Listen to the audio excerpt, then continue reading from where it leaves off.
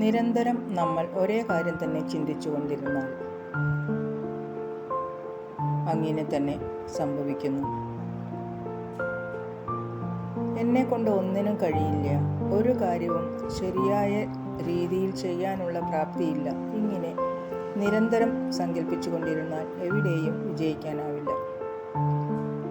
മറിച്ച് നമ്മൾ ഇങ്ങനെ ചിന്തിച്ചു നോക്കൂ: ഈശ്വരൻ എനിക്ക് അനേകം പ്രാപ്തികൾ തന്നിട്ടുണ്ട്. നിരന്തരം ഭഗവത് സാന്നിധ്യം എനിക്ക് അനുഭവപ്പെടുന്നത് കൊണ്ട് എൻ്റെ നിഘണ്ടുവിൽ അസംഭവ്യമായത് ഒന്നും തന്നെയില്ല.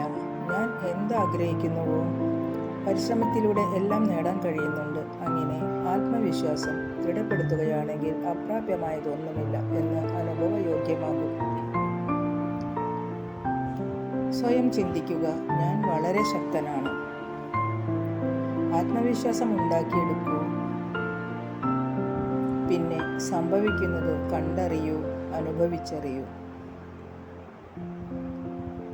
നന്മ നിറഞ്ഞ സ്നേഹത്തോടെ ഏവർക്കും ശുഭരാത്രി.